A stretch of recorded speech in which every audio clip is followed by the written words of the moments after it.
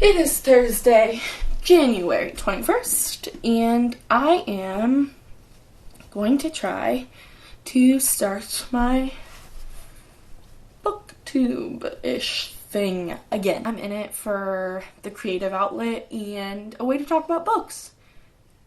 Duh. So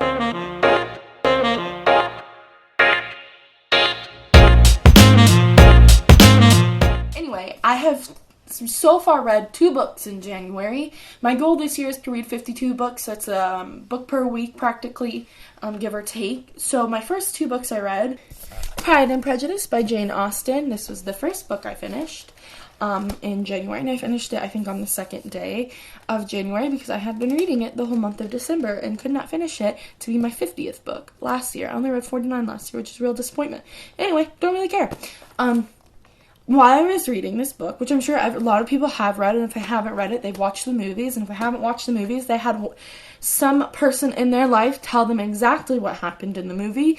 I really enjoyed it, and then when I finished the book, I didn't realize how much of a good time I had with it until I shut that last page and was like, I really liked that. So, I'm ecstatic about how much I liked it. I'm hoping to be able to read more of Jane Austen's books. I read The Wasteland and Other Poems by T.S. Eliot. I took a class. I studied abroad in Italy. Yes, I know everyone study abroad, whatever. It was the greatest 4 months of my life. You're damn right. I will talk about it till the day I die. I spent 4 months over there. I took 4 classes, I believe. And one of those classes was an English class, ironically. Our class was on T.S. Eliot. And so I wanted to read his other poems and dive a little bit deeper. I was done. T.S. Eliot is a lovely poet. I think he captures a very good sense of dread, grayness, darkness, almost this excitement in the boring.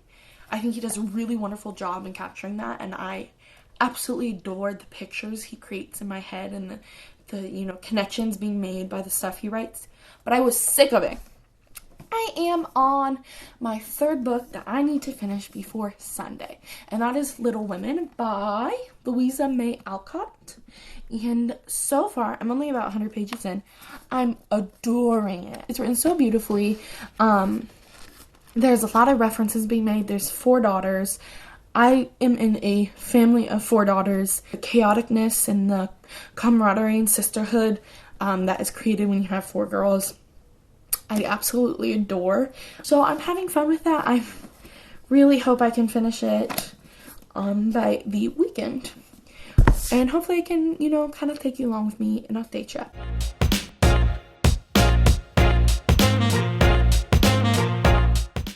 Today is finally Friday. So excited. And I am participating-ish in JD Ray Reid's sprint with a few of the other booktubers. I think they're all from England.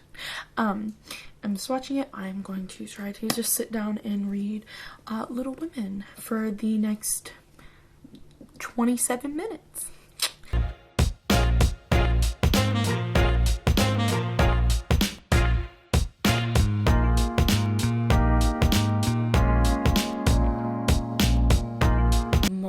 Buongiorno.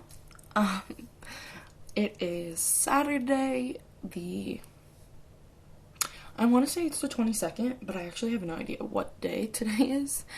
I'm gonna make myself some waffles for breakfast. I'm gonna try.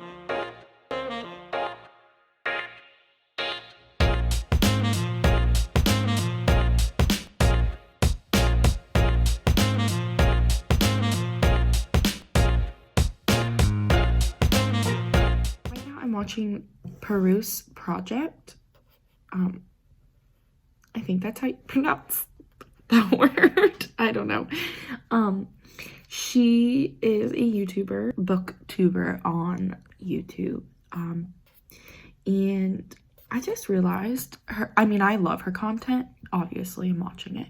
But I just realized she has such a main character life and I am very, very jealous of it. Make my daily routines, my daily life to reflect how much I enjoy her daily life.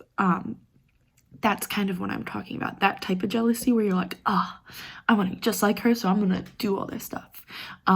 For one, she lives on the East Coast, and I would love to get out of the Midwest. She can read books like no one's freaking business, and she still has time to watch so much Netflix and TV shows, and her life just seems so I don't want to use the word perfect because no one's life is perfect, but her life just seems so aesthetically great for herself. She has built her life the way that she wants it to be, and I just think she's so content. From her vlogs, she just seems so content, and I just really want that feeling in my own life. So I really enjoy watching her vlogs because it makes me want to be like that. And I think there's a lot of booktubers and YouTubers I watch that do that.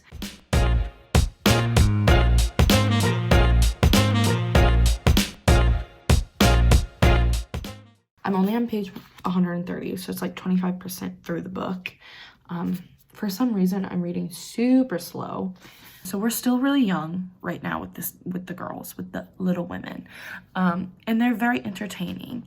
And I have my favorites. I love them all. I have my favorites and I have my least favorite. And my really good friend who loves Little Women, her name is Beatrice. She loves Little Women, and she actually recommended me this book when I had told her I really wanted to read more classics, and she was like, I think a really good classic for you would be Little Women. I just feel like you'd really enjoy it. And I do. I told her I was reading it, and she was like, you give me off so much Amy vibes. And right now, Amy is my absolute least favorite. She's a child, so like, I don't not like a child. I really wish she said I was like Jo or Beth. Like, I really wish that was what she said instead of Amy. So I'm hoping as we grow through time, Amy becomes a bit of a better character to enjoy. I'm like Amy. But hopefully later this week we'll have another moment where I stop and talk about what I've been reading, and I can say, it's such a compliment. But that's really all I have for right now. Maybe I am Amy. They're castles in the sky. I.e., if they could live the absolute dream life that they want out of life, what would it be? Their castle in the sky. Now, I think to most book readers, Jo's castle in the sky is probably the most compelling, because Jo really wants a big castle, rooms full of books, a huge writing room where everything she writes makes her famous,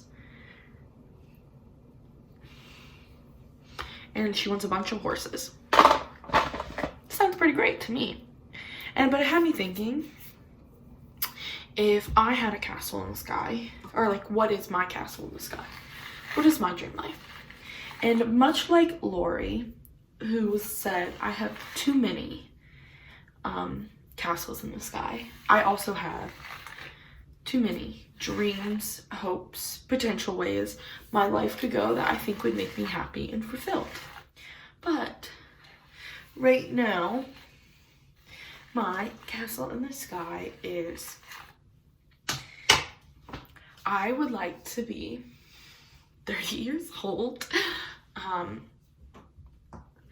living in a city,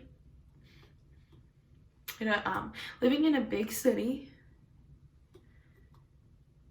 Whoa, okay, hold on.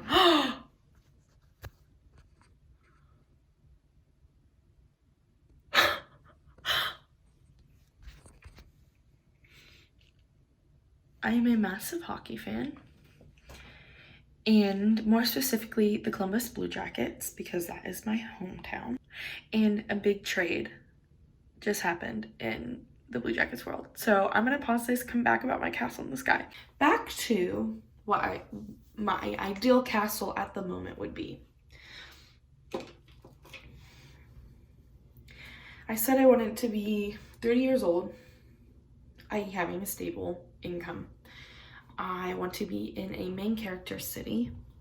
And if you don't understand what a main character city is, I like to define it as a city people always live in when they are in the movies or something. More specifically, New York, Boston, Philly, DC.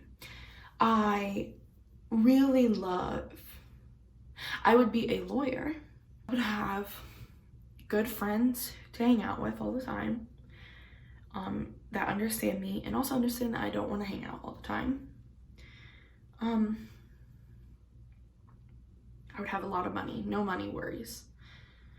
And altogether, I would just be a very successful person. And not just in my work, but in my mental health, my financial health, my relationship health, all the above. That's all I want. I just want to be healthy. Like, whole around healthy.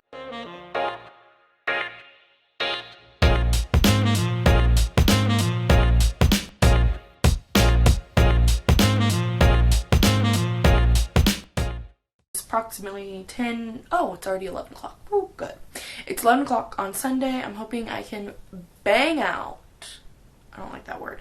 I hope I can finish Little Women today. I have a few audiobooks too I can listen to. So I have 3 audiobooks right now. I am kind of, ooh, I don't know what I just did. I'm kind of testing out a new genre for me. I am a big true crime podcast listener. I'm very picky with my true crime media, like how I take it in. I don't love documentaries. I don't like, sometimes I don't like the way they set up the stories, and it doesn't grab my attention like it should. However, the books I have in audio right now for it are American Predator by Maureen Callahan. And this is about the hunt for the most meticulous serial killer of the 21st century. I actually don't remember what serial killer it's on. So I kind of am looking forward to that. I also have The Monster of Florence, which is about this serial killer that was in Florence, Italy. Well, possible serial killers. A group of killers, murderers, that they never did find out. And then I also have Before and After, which is about real life stories of orphans who survived the Tennessee Children's Home Society, which was, I don't know when that took place, but it was a bit back in the day, about this orphanage in Tennessee that would practically steal children to sell them off. And it's really horrific. And there are still people, it couldn't have been that long ago, because there's still a lot of young 30, 40-year-old people who were in it. So yeah, it couldn't have been that long. Those are the 3 audiobooks I have if I decide to listen to them. I can't promise I'm going to read them. They're not, I just looked into like the thriller section and was like, or the true crime section and was like, sure, let's do these. So we'll see. I have not finished Little Women this weekend, but I did finish my audiobook today. The American Predator by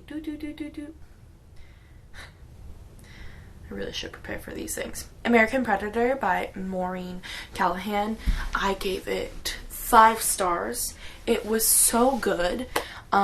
As a person who listens to true crime podcasts avidly, I have tried to see if there have been true crime audiobooks that I could listen to that would kind of maybe give me that same stimulation in my brain. And to no prevail, have not found any that have kept me focused on what I'm doing in front of me, but also listening, except this audiobook. It was written so beautifully, the way it's outlined and everything. It's a story being told. It's narrated by Amy Landon. Did a fantastic job. Her voice is beautiful in it. It just was altogether exactly what I needed for a true crime audiobook. I'm actually really sad that I don't get to listen to it tomorrow while I'm working, because I think that would really help me. Anyway, so that kind of concludes my weekend read and my weekend reading vlog. I focused purely the entire vlog on Little Women. Did not finish it, and did a surprise and finished another book.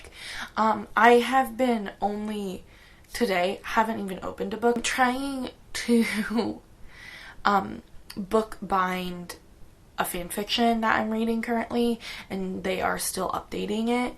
It's a Criminal Minds fan fiction, and I know that's like really nerdy and geeky, but I really want it for my shelves because I'm obsessed with this story, and I think the author, whoever they may be out in the world, has done such a beautiful job that it deserves to be book bound for my own personal collection. I know fanfiction book binding is very controversial, but it's not. I literally am bookbinding it. Maybe I'll bring you through the process once I finally am done with the typing it up and they are done with the series. I will, on it, I have a page in the bookbinding so far, like, you know how like in like actual books, we're using this one,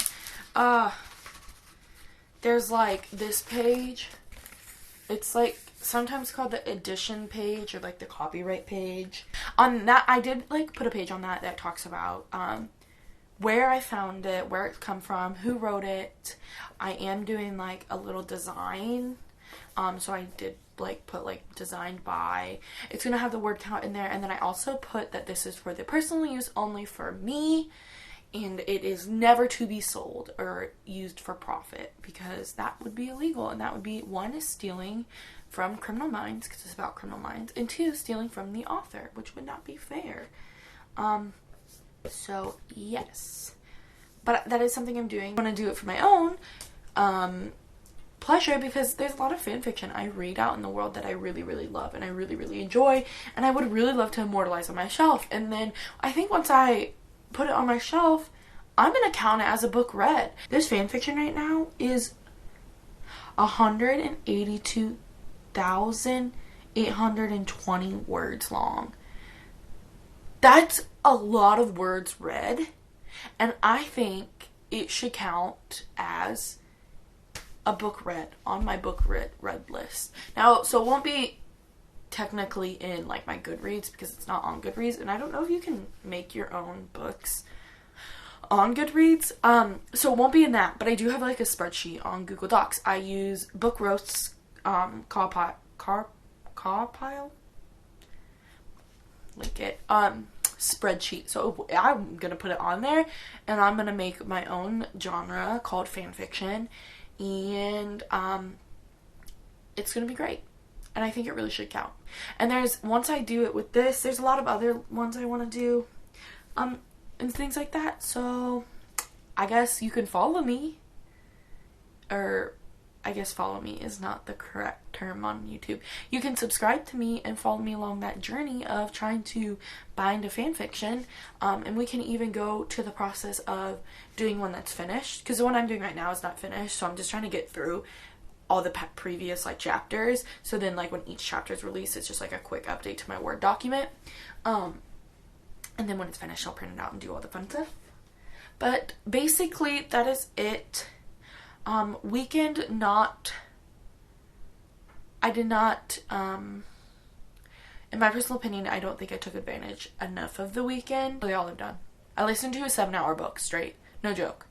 I barely ate today.